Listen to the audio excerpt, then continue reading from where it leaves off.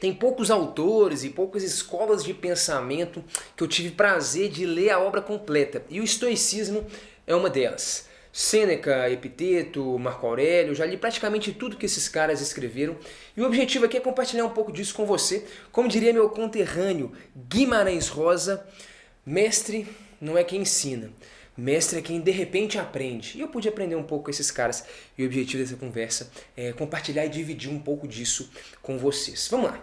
O estoicismo, ele é uma corrente filosófica, né? Uma escola de pensamento que surge ali no século IV antes de Cristo, se não me engano, com um indivíduo chamado Zenão de Sítio, que era um comerciante fenício. E aí, certa vez, esse camarada estava viajando num navio, levando pigmentos, se eu não me engano, para comercializar numa outra região. Naquela época isso era muito comum. E aí, bicho, esse camarada sofre um naufrágio, beleza? Vai tudo pro saco, o cara quase morre, o navio afunda, ele perde absolutamente tudo, mas sobrevive, chega, cai num certo lugar lá, e ele diz que, bom, aí você imagina, né, bicho, século IV a.C., não tem celular, não tem como comunicar, não existe absolutamente nada. Você tá num outro continente, sem nada, com a roupa do corpo, ou menos do que isso, às vezes com a camisa rasgada, com menos do que a roupa do corpo, sem como comunicar com ninguém, sem nenhum tipo de recurso. E aí ele tem que reiniciar a vida ali, né? E ele diz que ali naquele momento, né, onde ele perdeu tudo, foi quando ele iniciou a sua jornada mais lucrativa. E ele funda essa escola de pensamento que é o estoicismo, que talvez, né, você já tenha chegado até você como, sei lá, uma atitude estoica é um indivíduo que, sei lá, que é desapegado com as coisas materiais. Talvez você tenha já tido esse tipo de interpretação, ou um indivíduo que não se deixa abalar por coisas externas, né? Por circunstâncias externas, ele não se aflige por isso e tal. A gente vai conversar um pouco sobre essas coisas aqui. Uma coisa interessante, agora que a gente for um pouco do surgimento do estoicismo, é o seguinte: o Zenão de Sítio, ele foi aluno de um indivíduo chamado Crates, ou Creta, se eu não me engano, vou colocar aqui, da cidade de Tebas. E esse cara, ele era um cínico, um filósofo da escola do cinismo, que é uma escola anterior à do estoicismo. E o estoicismo, ele carrega um pouco da filosofia do cinismo.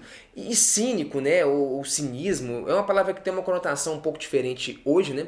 Mas na época dos caras, né, o cinismo vem da palavra grega quinos, que significa cachorro. E o objetivo dos cínicos, né, o cinismo era uma filosofia que buscava fazer com que os indivíduos, né, os seus adeptos queriam viver como cães. Daí o quinos, né? De fato, indivíduos que viviam totalmente desapegados de qualquer posse material, de qualquer tipo de status que a sociedade poderia oferecer a eles, esse tipo de coisa. Indivíduos que realmente viviam como cães. Inclusive, um dos seus maiores expoentes, né, da escola do cinismo, o Diógenes de Sinope, de uma cidade que se chamava Sinope, conhecido como muitos também por Sócrates, o Louco, a versão mais radical e raiz do Sócrates, tem um caso muito interessante desse indivíduo com Alexandre o Grande. Olha só. O Diógenes, de fato, ele vivia no meio de cachorros, né? A história conta que a casa dele era um barril. Certa vez eu até ouvi, aí não sei até que ponto isso é verdade, não lembro nem onde eu ouvi isso, mas eu ouvi que o personagem do Chaves, né, foi inspirado em alguma medida no Diógenes de Sinope, né? O Chaves era o quê? Um indivíduo que morava dentro de um barril, tal como o Diógenes, não tinha posse alguma, exceto o seu espírito, sua paz de espírito e talvez o controle sobre a sua própria mente, que talvez sejam as coisas mais valiosas que alguém pode ter, né? Mas bom, a história conta o seguinte: o Diógenes na época, então, ele era já tido como um grande sábio, ele era um dos maiores expoentes dessa escola filosófica do cinismo. E aí Alexandre o Grande, que era o imperador na época, ele era um indivíduo que era muito letrado, né? Inclusive ele foi aluno do Aristóteles, né? Quando ele era mais novo, o Aristóteles foi o seu professor. Então, enfim, ele era um indivíduo letrado, era um indivíduo que conhecia de filosofia e que admirava e respeitava, né, os sábios, os filósofos e o conhecimento. E aí, sendo imperador e um indivíduo mais poderoso vivo na época, ele resolve, em alguma medida, reconhecer, né, o Diógenes ali enquanto um filósofo, enquanto um grande pensador, etc. e tal. E a história conta que ele vai ali até a praça onde fica o Diógenes com seus cachorros e dentro do seu barril, e chega para ele e fala: Diógenes, peça-me o que você quiser que eu vou te dar. Você imagina um imperador, o indivíduo mais poderoso da época. E aí a história conta que o Diógenes só olha para ele e fala: tá, então eu quero o seguinte, dá licença aí que você tá me atrapalhando de tomar o meu sol. Cara, o quão desprendido e desapegado um indivíduo tem que ser, né? O quão próximo realmente ele tem que estar de viver como um cachorro para que isso aconteça. Porque um cachorro é isso, né? Um cachorro não sabe o que é um imperador, ele não reconhece esse tipo de autoridade, isso não faz nem sentido na cabeça de um cachorro, né? O homem que vivia como um cachorro, então, devia responder à altura, né? Então, quando o homem mais poderoso chega para ele: o que você quer? Eu quero só que você dê licença, porque você está me atrapalhando de tomar o sol. Olha que louco isso, né? Que também é uma escola filosófica que eu acho bastante interessante, né? Como diriam os próprios cínicos, né? Os deuses não precisam de nada, os sábios de muito pouco, né? Era mais ou menos segundo essa filosofia que os caras viviam. Mas o estoicismo ele é um pouco diferente, e um dos princípios mais importantes do estoicismo consiste em você conseguir identificar o que está no seu controle de modificar e o que não está no seu controle de modificar. E antes de citar alguns desses pensadores, vou te contar uma experiência prática, real minha. Outro dia eu estava viajando com a minha esposa e aconteceu o seguinte: a gente desceu do avião, foi para aquele lugar lá onde você tem que pegar a bagagem, onde fica aquela esteira lá, rodando enquanto você espera a sua mala aparecer. E eu tô lá um tempão, todo mundo pegou a mala e nada da minha aparecer. E eu falei com ela: amor, eu acho que a nossa mala extraviou. Tão logo eu disse isso, eu percebi que ela ficou um pouco ansiosa. Eu falei: peraí, vamos fazer um exercício aqui de pensamento. O Einstein fazia isso aí muito, né? Gedanken, experiências de pensamento. Suponha que a nossa mala de fato tenha extraviado. Como é que você se sentiria? Ele falou: nossa, eu ia ficar muito frustrado e tal, pô, minhas roupas todas, a gente tá indo viajar, eu sem roupa e tal. Eu falei: pô, bicho, eu não me incomodaria. Na verdade, em alguma medida eu ficaria até satisfeito, porque eu teria diante de mim uma experiência nova, pô, indo para um lugar onde eu não conheço nada e sem absolutamente nenhum pertence. E realmente eu não dou valor para absolutamente nenhum tipo de pertence que possa estar ali dentro e tal. E realmente, assim, fazendo esse exercício de modo genuíno, eu não me incomodaria caso a mala tivesse extraviado. E eu acho que esse é um bom exemplo. No fundo, a mala não tinha extraviado, não. Demorou, mas apareceu lá. Mas o ponto aqui é o seguinte: esse aqui é só um exercício de pensamento. Como eu disse, vamos lá, bicho. Uma vez que eu entrego a minha mala pra galera lá do aeroporto e a galera vai despachar, sei lá o que eles vão fazer, foge totalmente do meu controle o que vai acontecer com essa mala. Sacou? Se eu tô indo pra São Paulo e esses caras vão mandar minha mala pra Jamaica, irmão, eu não tenho o menor controle sobre isso. Uma vez que eu entreguei a mala pra eles, já era. Eu só tenho controle sobre o quê? Sobre como eu reajo diante do que quer que aconteça. Seja a mala chegar nas minhas mãos ou a mala extraviar e ir parar sei lá onde. Então, tá sacando aqui o exercício? Uma vez que eu entendo, cara, que tá totalmente fora do meu controle fazer com que a mala chegue até as minhas mãos, o máximo que eu posso fazer é definir como eu reajo diante dessas circunstâncias. E esse é um ponto muito importante dentro da filosofia do estoicismo, cara. É entender exatamente qual que é o limite das coisas que estão no seu controle, mexer, alterar o percurso, alterar o resultado, e das que não estão. Das que estão, aqui cabe você fazer algumas coisas, mas das que não estão, a única coisa que cabe a você é controlar como você reage a elas e como elas te afetam. O Epiteto, que foi um escravo, diria: não é o que acontece com você, mas como você reage ao que acontece que importa. E o grande lance, cara, é que você encontra liberdade entendendo justamente o que está e o que não está no seu controle de mexer. Tem uma analogia que eu acho muito interessante, em alguma medida tem até a ver com física isso, que é o seguinte: imagina que tem um cachorro que tá amarrado num carro. E esse carro, faça esse exercício aí, esse carro tá acelerando. E o cachorro vai sendo arrastado, bicho. Tem essa corrente que tá amarrada no carro e que tá enroscada no pescoço do cachorro. E esse cachorro vai capotando, sendo arrastado pelo carro. E ele tenta de qualquer jeito se desvencilhar daquela corrente, daquela coleira. E não consegue de jeito nenhum. E enquanto ele tenta brigar contra ela, ele vai sendo arrastado e capotado pelo movimento do carro. E ocorre que é impossível que ele se desvencilhe daquela corrente. Então, a pergunta que fica é, como é que esse cachorro faz para ser livre, se é impossível ele se desvencilhar daquela corrente? Bom, então a liberdade do cachorro nesse contexto consiste em correr na mesma velocidade que o carro. Como diria o Galileu, né? O repouso é um movimento compartilhado. Se dois corpos têm o mesmo movimento, eles vão estar em repouso um em relação ao outro. Então, se o carro anda a 50 km por hora e o cachorro fica parado, brigando contra a corrente, ele vai ser arrastado a 50 km por hora. Mas se o carro anda a 50 km por hora e o cachorro também, então ele está parado em relação ao carro. Ele não sofre mais, ele não é mais arrastado. Então, se, essa é uma premissa aqui, tá, da nossa analogia, se é impossível ele se desvencilhar daquela corrente, a liberdade, ou seja, onde que a gente está entrando aqui? Eu tô fazendo um exercício de entender o que está e o que não está no meu controle de fazer. Se não está ao meu alcance me desvencilhar, essa é uma premissa que eu estou assumindo aqui. Do mesmo jeito que eu tenho uma premissa ali de que, cara, se eu entreguei a minha mala para a galera do aeroporto, foge totalmente ao meu controle o destino dela. Ou seja, se eu estou numa situação como essa, em que a premissa é impossível você se desvencilhar, tentar brigar contra isso vai só gastar sua energia, te fazer sofrer mais, você vai continuar sendo arrastado e sofrendo, te fazer ficar frustrado, enfim, esse tipo de coisa. Enquanto se essa é a circunstância, meu irmão, eu não posso alterar esse tipo de coisa, foge ao meu controle me desvencilhar. A premissa é que não dá para eu me desvencilhar. Então, uma vez que eu entendo o que está ao meu alcance de fazer, o que não está ao meu alcance de fazer, tá, o que está ao meu alcance de fazer? Correr na mesma velocidade que o carro.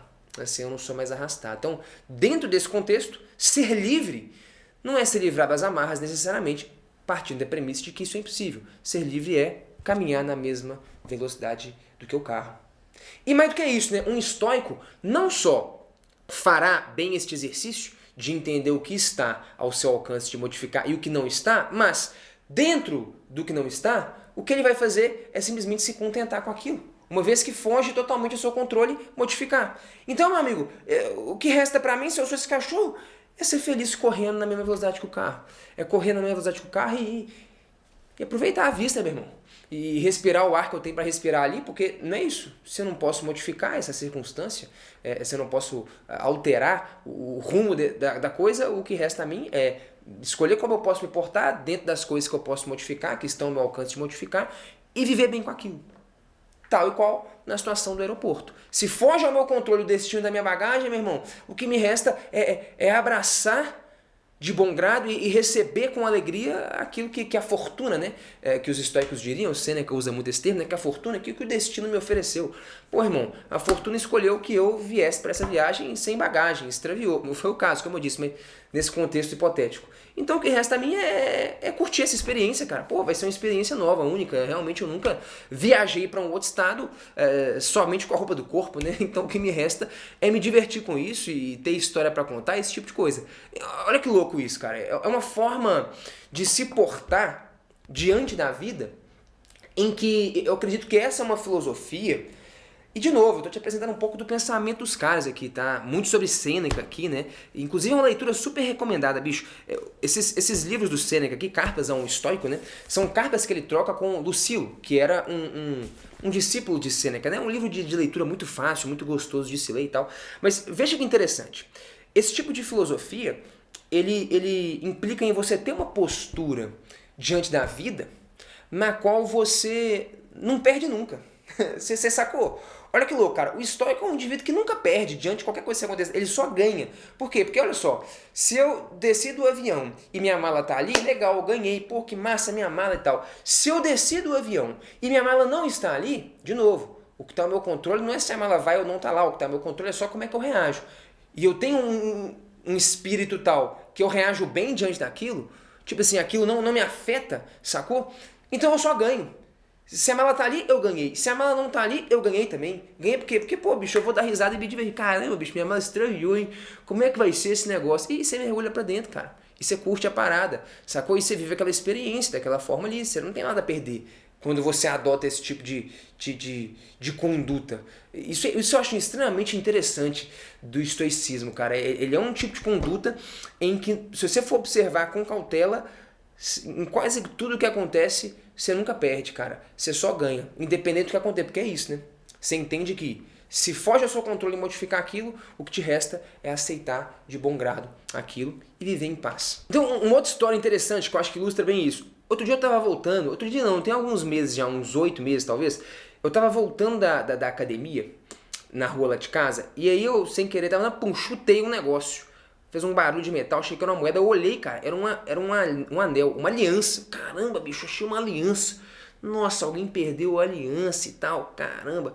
Peguei a aliança, tal, negócio de ouro e tal, caramba, olhei lá dentro, tava escrito Felipe. Pô, bicho, que coincidência, meu nome. E aí eu olhei logo depois, estava lá, 22 de agosto de 2021. Caramba, meu nome e a data do meu casamento? Isso não é coincidência. Será? Meu irmão, já comecei a dar risada na hora, bicho. Falei, velho, minha mulher perdeu a aliança, cara. E aí cheguei lá em casa, perguntei pra ela, amor, onde é que tá a sua aliança?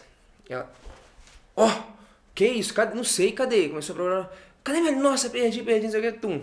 Peguei, tirei do bolso, dei pra ela. Achei na rua, bicho. Chutei esse negócio. Tava, nossa, que é isso e tal, como assim, etc e tal.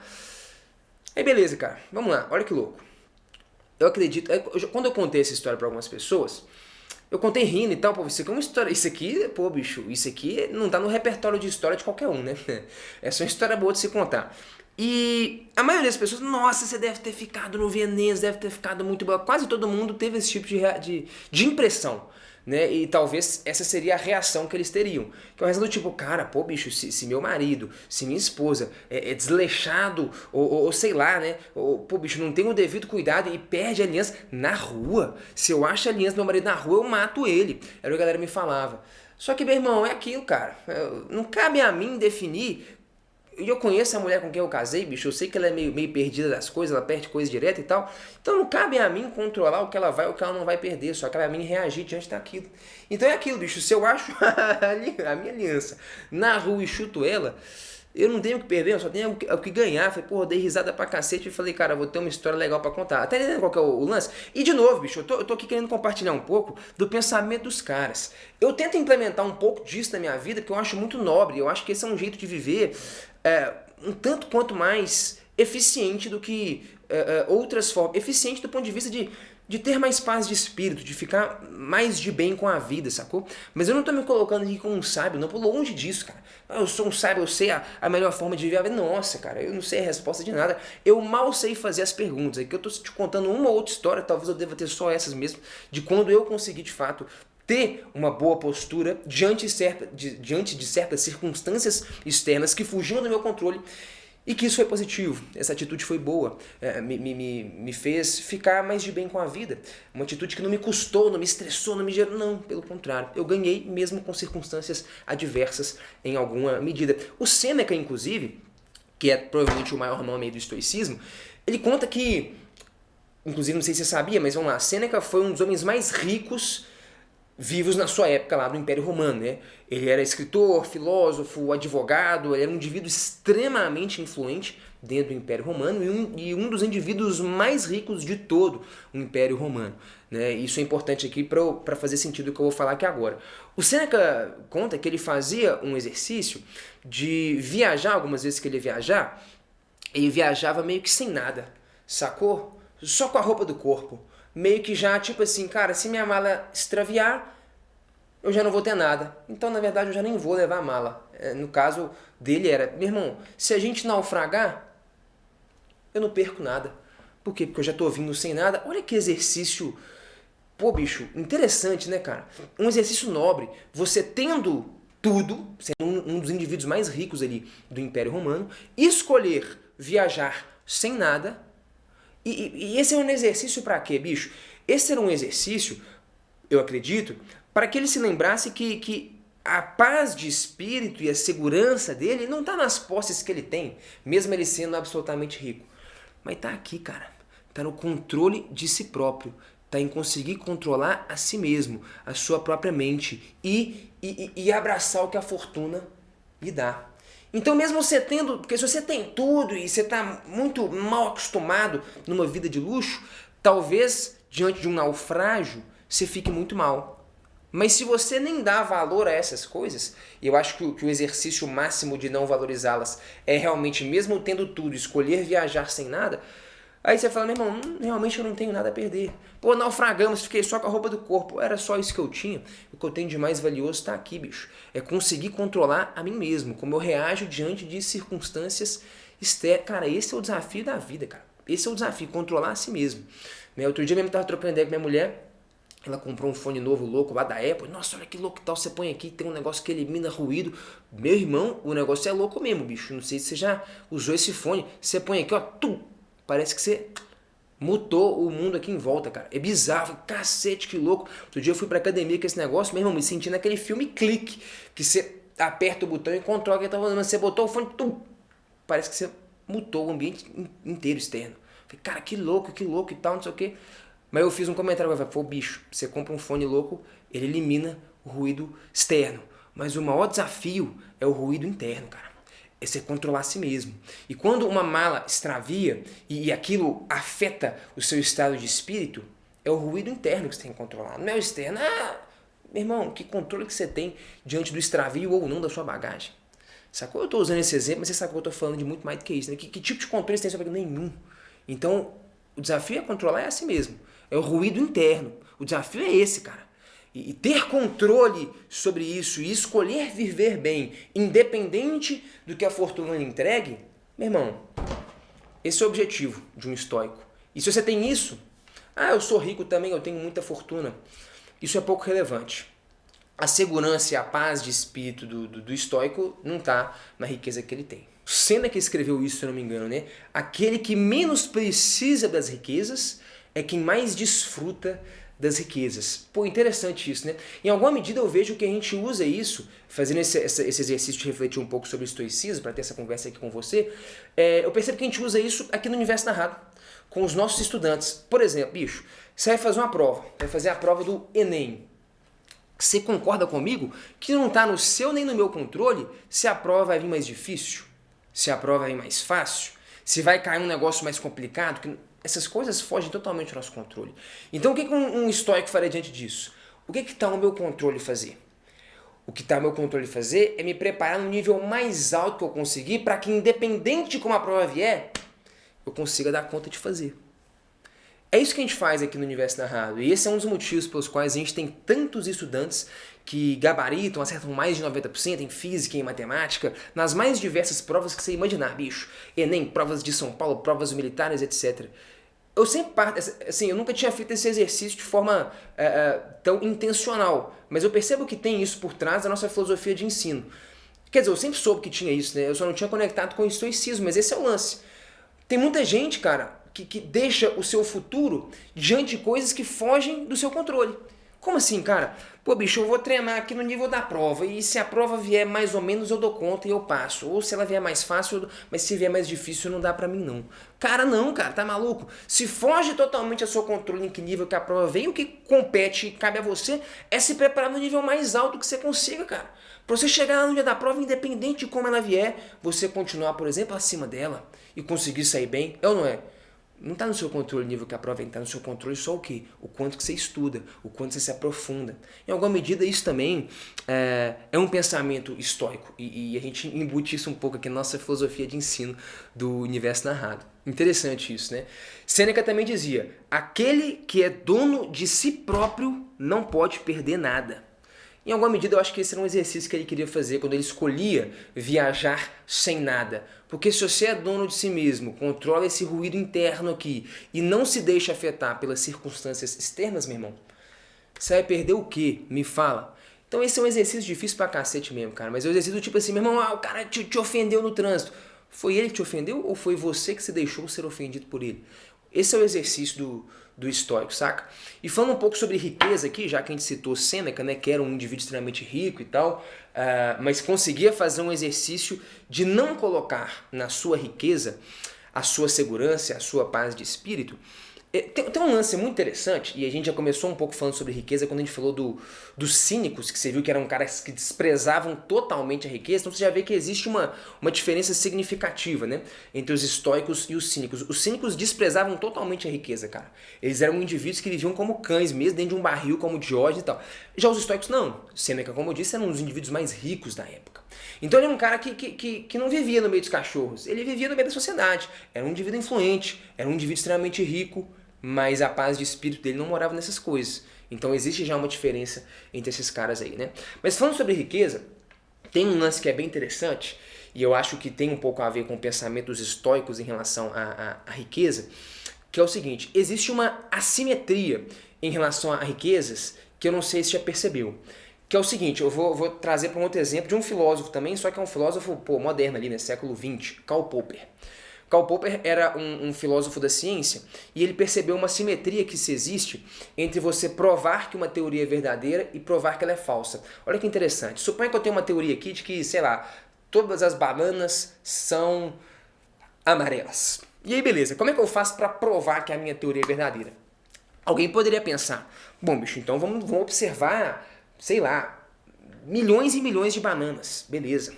E aí a gente constata que todas são amarelas. Legal, mas alguém poderia falar, bicho, mas você olhou no mundo inteiro? Então vamos olhar bananas em todos os continentes. Beleza. Vamos olhar bananas em todas as épocas do ano. Porque pode ser que em alguma época do ano surja uma banana azul em algum lugar, não sei. Então você olha em todos os continentes, você olha em épocas do ano diferentes, você olha de dia, de noite, bananas de tamanhos diferentes e tal, e você observa 1 bilhão de bananas e você fala, meu irmão, fizemos todas as variações possíveis de observações nos nossos experimentos científicos e está provado que todas as bananas são amarelas. Será que todas essas observações de fato provam que as bananas são amarelas?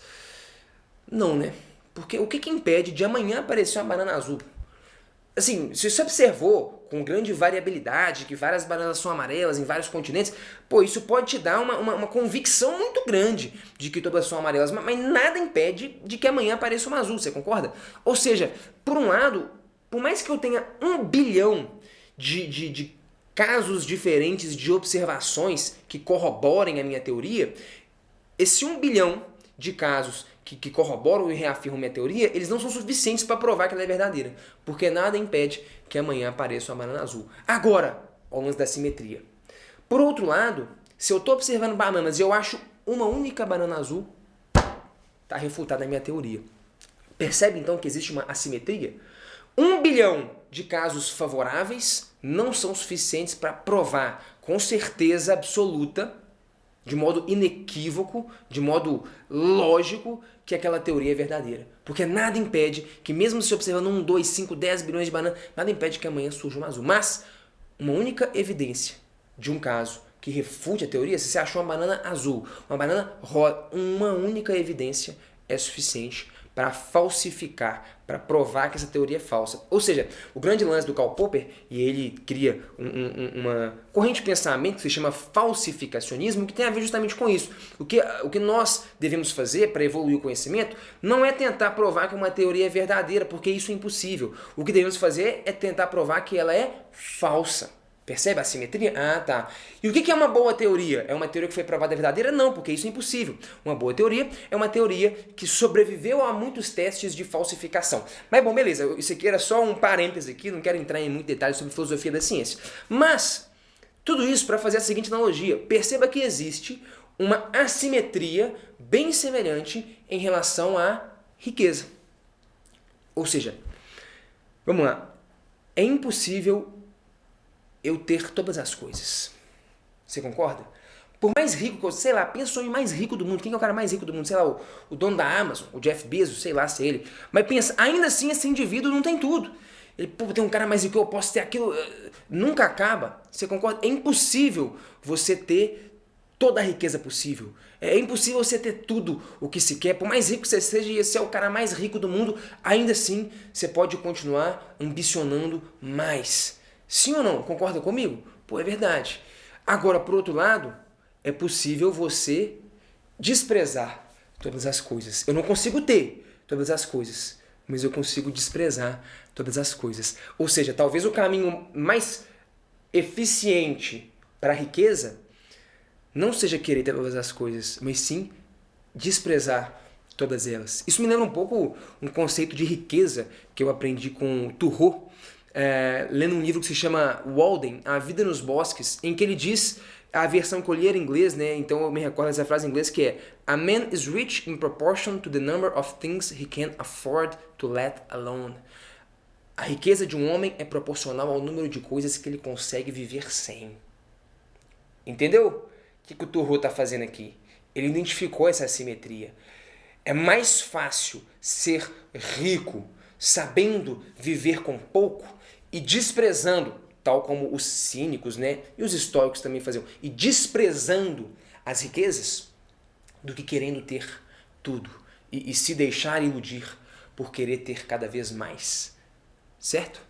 Os estoicos, em alguma medida, também concordavam com essa filosofia aí, né? Porque a única diferença para o cinismo é que os cínicos eles desprezavam a ponto de sequer ter contato com aquilo. Os caras eram marginais, no sentido de ver a margem mesmo, viviam no meio de cachorro e tal, dentro de um barril, como era o caso do Diógenes e tal. Já os estoicos, por exemplo, não. Os caras viviam no meio da sociedade, como eu disse, Sêneca era um dos caras mais ricos, mas ainda assim, em certa medida, ele desprezava a riqueza. Ele sabia ter bens, ser rico, usufruir em alguma medida de alguns confortos e privilégios que a riqueza pode oferecer, mas ainda assim seguia desprezando-a. Escolhia, quando podia, por exemplo, viajar sem absolutamente nada, para lembrar que, no fundo, a segurança dele, a autonomia, a paz de espírito, não está em nenhum daqueles bens. Como eu tinha dito aqui então, né? Usufrui mais das riquezas quem não faz questão nenhuma delas. Em alguma medida, como o Thoreau diria, né? A riqueza tem muito mais a ver com você saber viver com menos e se contentar com muito menos do que talvez você tenha poder aquisitivo para ter, do que em querer ter cada vez mais.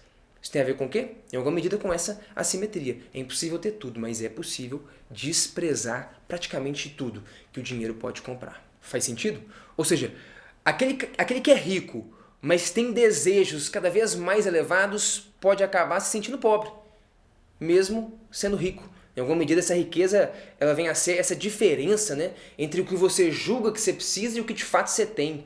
Mas se você entende que você precisa de muito pouco e escolhe desprezar tudo isso, talvez tendo ainda menos, você se sinta muito rico.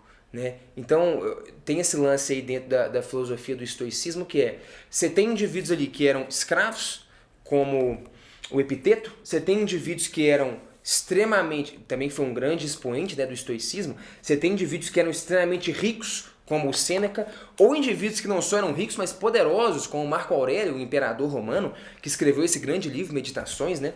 Também foi um grande expoente do estoicismo.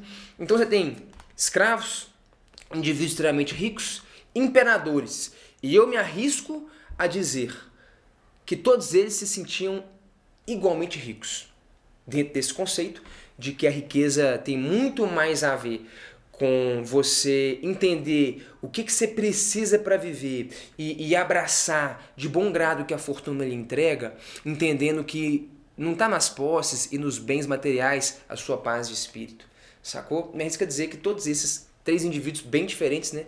Um imperador, muito poder, um homem muito rico e um escravo, talvez todos eles se sentissem igualmente ricos, porque no fundo tá aqui, né? É você conseguir controlar a si mesmo e ter uma postura de se portar diante das coisas em que a riqueza, a posse material, ela passa a ter muito menos valor para você por como você se porta diante dela e do valor que você atribui a ela.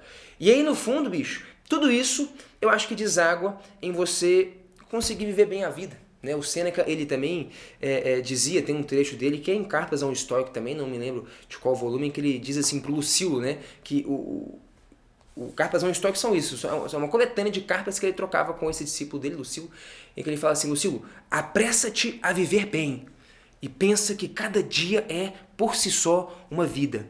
No fundo, eu acho que o estoicismo é isso, cara, uma filosofia bem prática de se viver bem, de se viver melhor, de não se deixar ser afetado por coisas externas que fogem ao seu controle, enquanto o que está no seu controle é só como é que você reage a elas. De escolher enxergar qualquer coisa como um ganho. E isso tem muito mais a ver em como você vê a vida do que nas circunstâncias em si. uma ofensa, um impropério que alguém te profere, aquilo te ofende, pô, isso tem muito mais a ver em como é que você vai perceber, receber aquilo do que com o que de fato foi dito, né? Esse é o lance.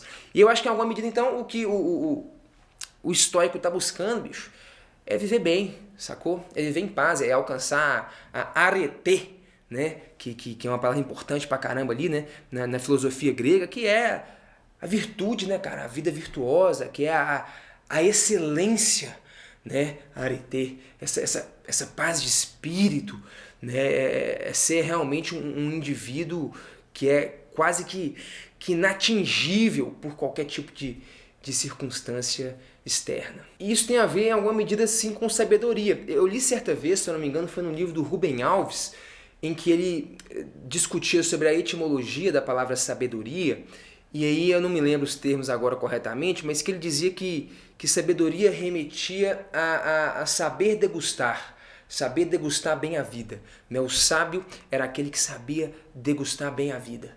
Né? Sabia usufruir das riquezas, mas entender que não está nelas a sua paz de espírito, etc. Né? Eu acho que tem a ver com isso, né, bicho? A filosofia do estoicismo, né, do sábio aqui, é de alguém que realmente sabe degustar bem a vida, né? Sabe aproveitar, né, e viver bem, né? Viver cada dia uma vida, como o Sêneca propunha, para que, quem sabe, talvez a gente conseguisse chegar no fim da vida, como o Sêneca escreve para Lucílio, quando ele já está no fim da sua vida, ele diz: ter vivido o suficiente não depende nem de nossos anos, nem de nossos dias, mas de nossas mentes. Já vivi, meu caro amigo Lucílio, o suficiente. Eu tive a minha satisfação. Aguardo a morte plenamente saciado. Pô, bicho, acho que são poucas pessoas que podem dizer isso, né? Acho que o estoico ele busca viver a vida de modo a chegar nesse ponto. Marco Aurélio também, depois você dá uma lida aí sobre a sua morte, né? Morre em alguma medida exatamente com essa sensação. Meu irmão, tô saciado, eu vivi bem a vida. Viver bem não tem a ver com os dias, com os anos, mas aqui, ó, é o ruído interno, bicho. Esse é o verdadeiro desafio da vida, é controlar a si mesmo.